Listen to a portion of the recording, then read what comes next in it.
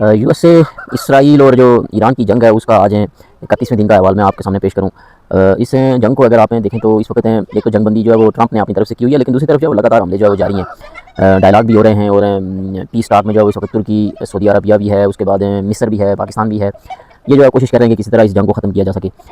लेकिन ये है कि दूसरी तरफ जंग जो है वो पीक पे है। इसराइल ने जो है वो अटैक किया है। इसराइल और यूएसए ने ईरान की जो यूनिवर्सिटीज़ हैं वहाँ पे अटैक किया है। इस्फहान जो है वो यूनिवर्सिटी थी वहाँ पे अटैक किया है, उसको नुकसान पहुँचाया है। तो इसके बदले में ईरान कहता है कि अब वो भी जो है वो अमेरिकन जो यूनिवर्सिटीज़ हैं वहाँ पे मिडल ईस्ट में, गल्फ में, उन पे अटैक करेगा। और खास करके कतर दोहा में जो है एक अमेरिकन यूनिवर्सिटी है, उसमें जो है उसने कहा है कि इसको खाली करो, जितने भी जो है वो तालीमी इदारे हैं जहाँ पे अमेरिकन जो है वो इनपुट है तो उसको खाली करो, वहाँ पे वो अटैक करेगा।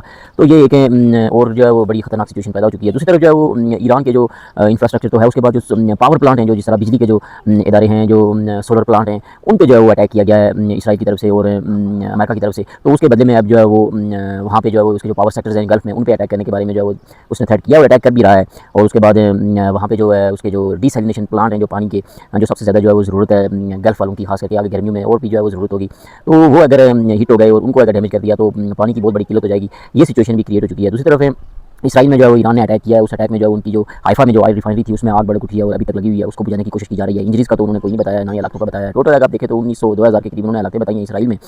इसी तरह जो है वो तकरीबन 1500 के करीब जो है वो 1500 से 1600 के करीब जो है वो लेबनान में, और फिर उसके बाद 2000 के करीब ईरान में, और फिर गल्फ़ में जो है वो दर्जन के हलाकतें जो है वो नोट की गई हैं, जो उन खबर सां इदारों ने दी हैं।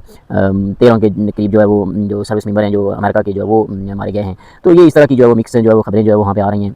हज़ारों लोग जो है लेबनान से जो है वो बेघर हो चुके हैं, बच्चे बेघर हो चुके हैं। बच्चों के लिए बड़ा जो है प्रॉब्लम है। 3 लाख 4 लाख के करीब जो है वो बच्चे बेघर हो चुके हैं, उनके लिए जो है वो बड़ी जो है वो प्रॉब्लम है उनके लिए क्रिएट हो चुकी है वहाँ पे लेबनान में। दूसरी तरफ जो है वो 2 जो है वो यूएनओ के जो पीस कीपर्स थे, जो इंडोनेशिया से उनका ताल्लुक बताया जाता है, उनको जो है वो लेबनान में जो है वो मार दिया गया है। इसराइल के अटैक में जो है वो वहाँ पे मारे गए हैं। और सदर्न लेबनान पे जो है वो तकरीबन जो है वो कब्जे की जो है वो उसने किया भी हुआ है और मुकम्मल तौर पे उसको जो है वो कब्जा करने की कोशिश कर रहा है। जो लिटानी रिवर है वहाँ तक जो है वो बढ़ने की कोशिश कर रहा है, जो सदर्न लेबनान और दूसरे लेबनान को आपस में मिलाता है, जिसमें सिविलियन जो है वो आर पार जाते हैं। उस पुल को उन्होंने डैमेज किया हुआ है पहले से ही।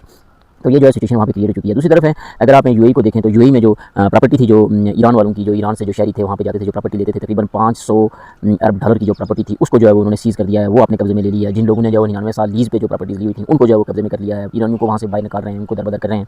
ये जो है वो यूएई ने जो है वो ये प्लान जो है वो इस पर अमल करना शुरू कर दिया है। और आप अंदाज़ा करें कि 500 अरब डॉलर की जो इनकी जो है वो प्रॉपर्टी है, तो टोटल जो है अगर आप ईरान को देखें तो सालाना 320 अरब डॉलर के करीब उसकी कुल आमदनी है। तो ये जो है वो बहुत बड़ा डैमेज है जो है ईरान के लिए, ईरान के शहरियों के लिए, ईरान के जो प्रॉपर्टी लोग जो है लेते थे उनके लिए। ये बड़ी जो है वो मुश्किल सिचुएशन है। दूसरी तरफ कुवैत में जो है वो उसका जो एक ऑयल टैंकर था, उनके खबरसां इदारे ने जो बताया कि दुबई पोर्ट के करीब उस पे जो अटैक हुआ है, ड्रोन अटैक हुआ है, बैलिस्टिक मिसाइल भी लगे हैं।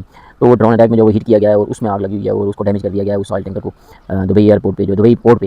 तो ये और सऊदीया में भी जो है वो उसने कहा है कि उसने कई ड्रोन और मिसाइल जो है वो इंटरसेप्ट किए हैं। लगातार जो है उसके अड्डों पे जो है अटैक जारी है। दूसरी तरफ जंगबंदी का जो अगर आप देखें तो उसमें जो है वो एक जो पेश रफ्त हैं जो मुझे नज़र आ रही है वो ये है कि ज़ाहिर है जो ईरान की शर्तें हैं उसमें जो है स्ट्रेट ऑफ हॉर्मुज़ का जो कब्जा है वो अपना लेना चाहते हैं। उसके बाद जो पाबंदियाँ हैं उनको जो है खत्म करवाना चाहते हैं। फिर उसके बाद जो अड्डे हैं जो मिडिल ईस्ट में उनको खत्म करवाना चाहते हैं। ये उनकी तरफ से जो है मेन जो प्लान है। तो इनमें से कुछ ले दे हो सकता है, अगर दोनों टीमें जो है अगर ले दे करती हैं इसमें से कोई चीज़ें जो उनकी पूरी करें और कोई चीज़ें छोड़ दें तो जंगबंदी हो सकती है। इन तीनों चीज़ों में से कोई भी जो है वो चीज़ अगर ईरान की मान ली जाए तो ईरान की इकोनॉमी मजबूत होगी, ईरान का जो इंफ्रास्ट्रक्चर मजबूत होगा, ईरान की जीत ही आप कह सकते हो। अगर स्ट्रेट ऑफ हॉर्मुज़ का कंट्रोल रहता है उसके पास तो तब भी उसकी जीत है। अड्डे जो है अगर उठाए जाते हैं तो तब भी उसकी जीत है।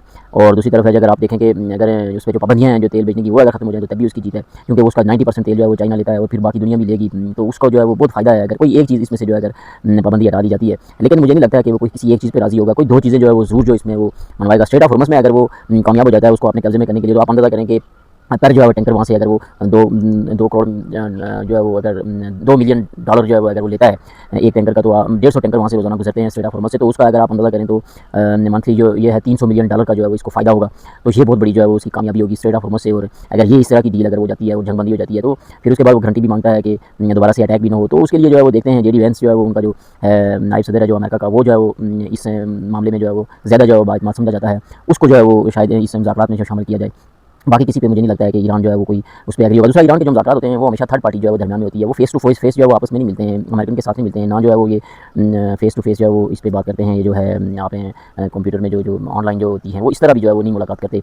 वो जो है वो तीसरी पार्टी बीच में होती है, तो तब जाके जो है वो डायलॉग करते हैं। और डायलॉग की जो सिचुएशन है, जो ट्रंप जो है वो बार बार जो है वो कह रहा था कि भाई जी डायलॉग जारी हैं और ये कोई पेशरफ्त हो रही है, तो ये वाकई पेशरफ्त हो रही थी। क्योंकि ट्रंप को जो है वो इन लोगों को यकीन नहीं था कि जो क्योंकि उनका जो स्पीकर है वो जो है वो डायलॉग कर रहा था, इस मुज़ाकरात में था, उनके साथ डील थी।